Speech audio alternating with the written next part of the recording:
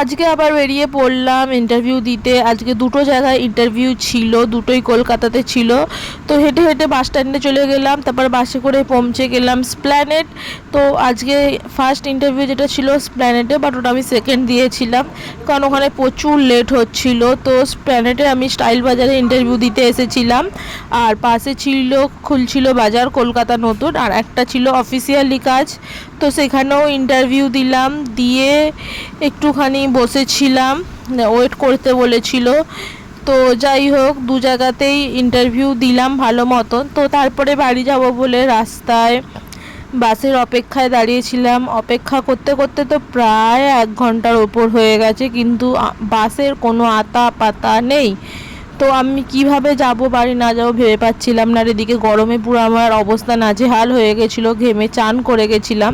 তো বাড়ি ফিরে লাঞ্চ করে নিলাম, করলা ভাজা, কুমড়ো ভাতে, আলু ভাতে আর দই কাতলা।